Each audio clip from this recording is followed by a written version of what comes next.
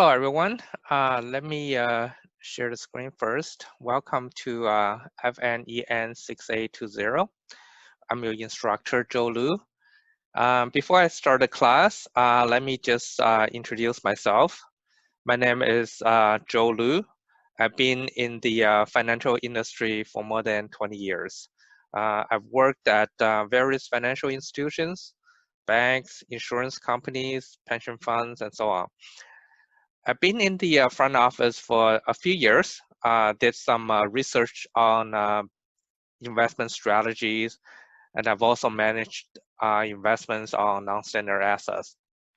So things like hedge funds, illiquid investments, and things that are not very standard, not the public market, not fixed income, and so on. So things that are typically out of the current typical categories of investment products. I, however, spent most of my professional career in risk management. I've worked at in a wide range of risk management areas, ranging from market risk, counterparty credit risk, risk policy to risk modeling, risk system implementation, risk data analytics, and so on. Currently, I'm with Scotiabank. I'm the director of capital market data analytics and reporting.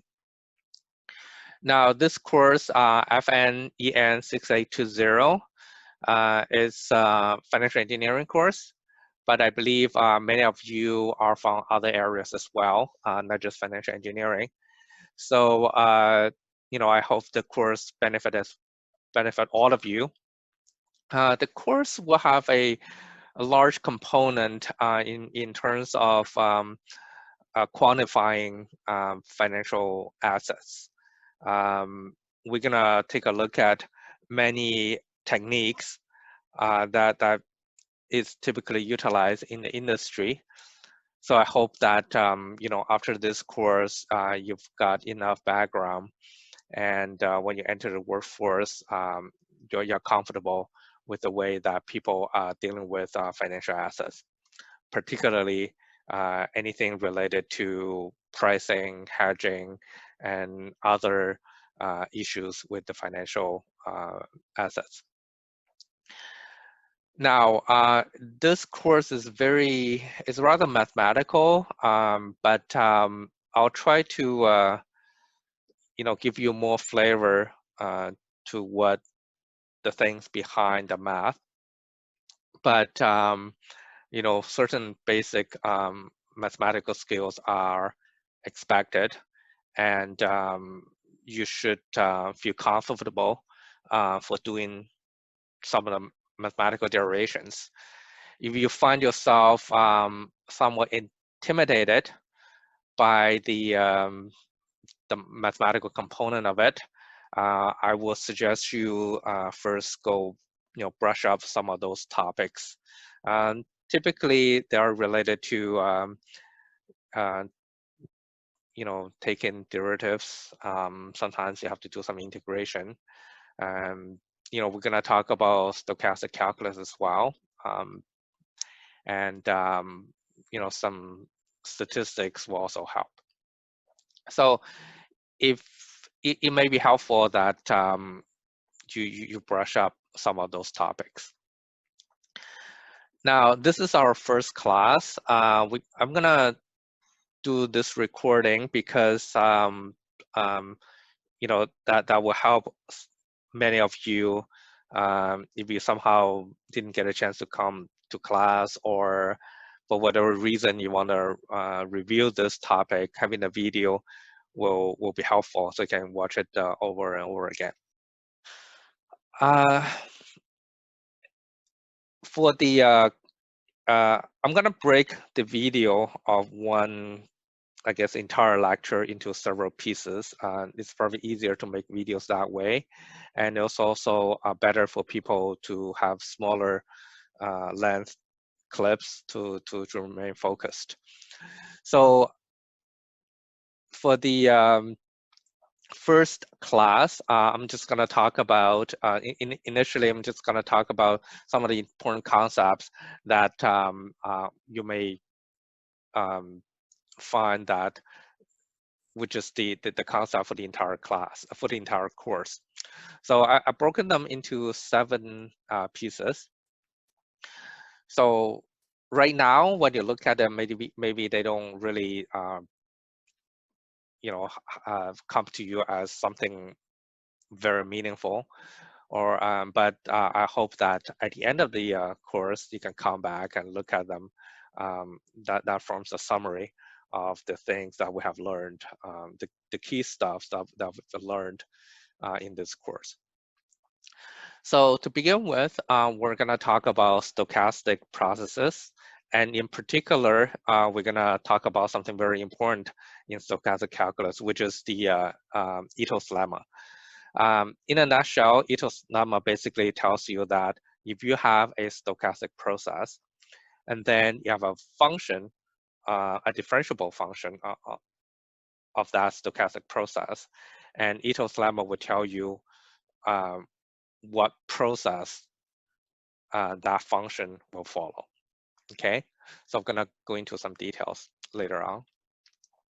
Second, in the course, we're gonna talk about the concept of risk-neutral valuation, which is actually very important. You probably have heard of a risk-neutral valuation in many different places. We're gonna go into it in a more structured way, I hope. And this also ties with the equivalent martingale measures approach. Then once you get comfortable with neutral valuation, we're going to go into constructing a riskless portfolio. And then through that, we're going to derive fundamental differential equations that will enable people to value financial assets. So basically, the solution of the fundamental differential equation will be the price that you're looking for. And to be able to solve that fundamental differential equation, we sometimes need certain structure. And if you have, somehow the underlying process is not normal, then in many cases, you will be able to derive a closed form solution. And the way to derive that closed form solution is related to this topic number 4, which gives you a property and enables you to derive a solution for the asset, a closed form solution. Now, if you don't have, you are not able to derive a closed form solution, you can always resort to numerical solutions. And then in most cases, if you have more flexible assumptions on the underlying stochastic process, you probably would then have to go through numerical routines, because you probably wouldn't be as lucky to get a closed form solution. In those cases, you then have to worry about the convergence and computational complexity and those kind of aspects of things. In this course, we're also going to talk about numerical computation,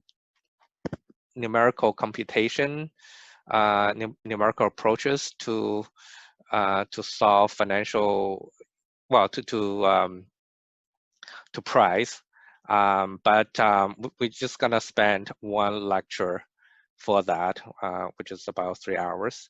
But I believe there is an entire course on that. So if you want to have a deeper understanding on the numerical aspect of it, you can take that course.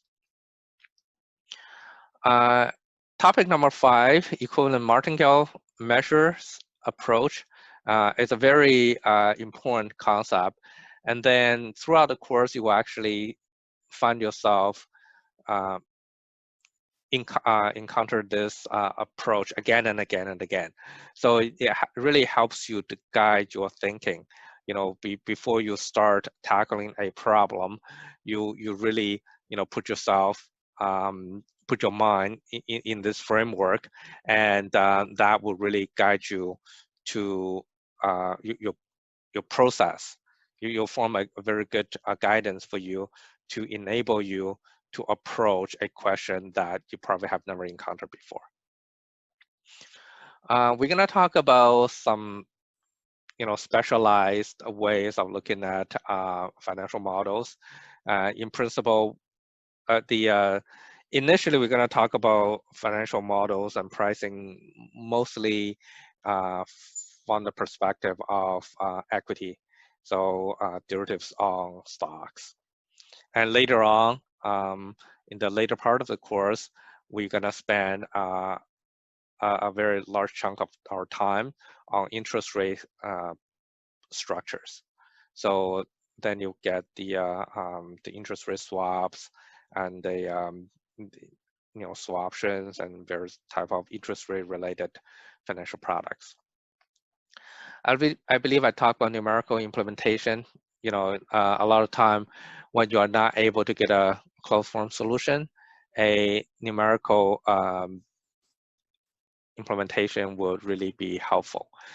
So let me end this video right now, and we'll see you again in the next recording.